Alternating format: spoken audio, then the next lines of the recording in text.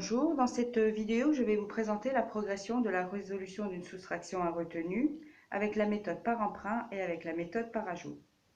Pour cela, j'ai fabriqué un outil type Montessori. Donc, c'est un outil de manipulation qui est constitué d'un plateau à colonnes.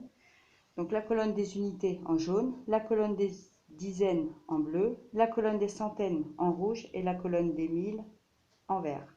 Le signe moins puisque c'est une soustraction et une ligne horizontale qui symbolise le égal, et en dessous j'y poserai le résultat, donc la différence. En parallèle, j'ai fabriqué des petites unités, donc ce sont des carrés jaunes.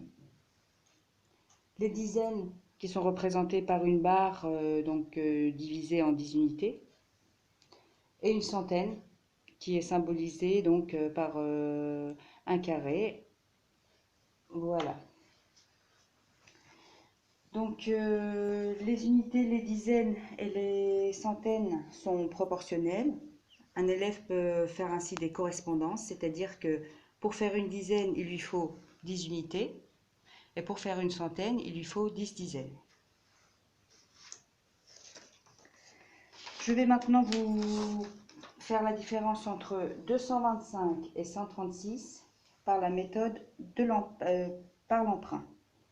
Donc 225, c'est 2 centaines,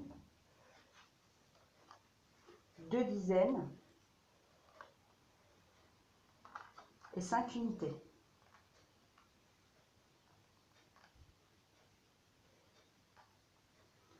« 225 auquel je veux soustraire 136. 136, c'est une centaine, 3 dizaines et 6 unités.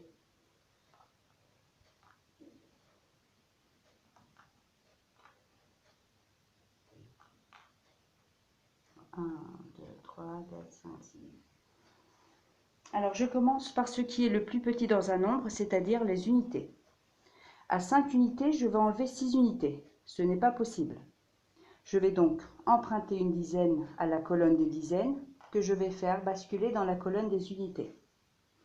Or, une dizaine n'a pas sa place dans la colonne des unités. Je vais donc la transformer en unités.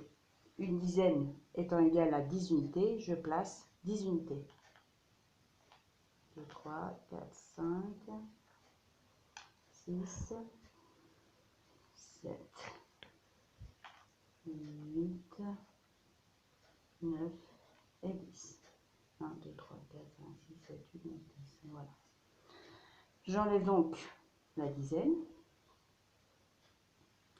Maintenant, j'ai 15 unités auxquelles je vais enlever 6 unités. Je vais procéder par appariement et je vais relier ce qui est commun aux deux nombres.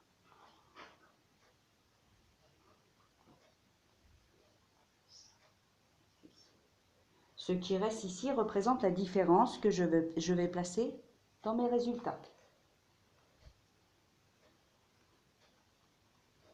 3, 4, 5, 6, 7, 8, 9.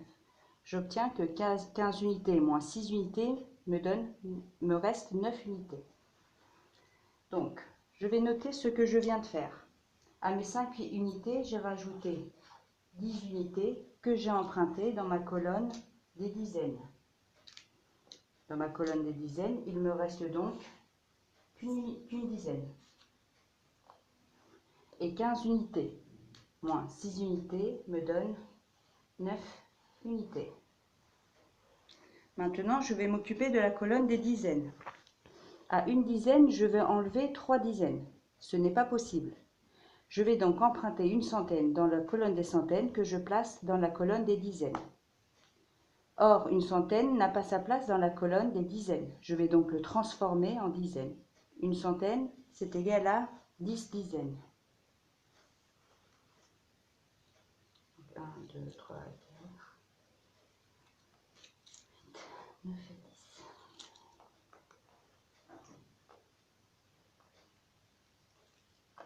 1, 2, 3, 4, 5, 6, 7, 8, 9, 10. Voilà. Je peux maintenant effectuer 11 dizaines moins 3 dizaines, c'est-à-dire qu'à 11 dizaines, je vais enlever 3 dizaines. Je procède par appariement et j'apparie ce qui est commun aux deux nombres. Le reste, c'est-à-dire la différence, je vais la placer dans mon résultat.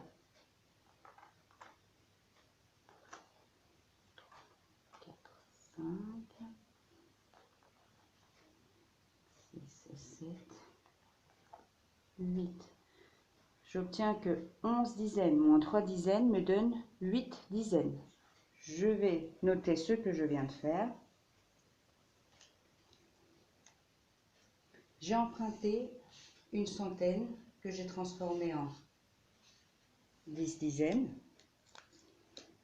Et puisque j'ai emprunté une centaine dans ma colonne des centaines, il ne me reste plus qu'une centaine.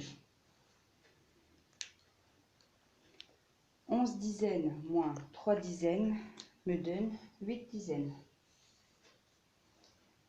Je vais maintenant m'occuper de la colonne des centaines.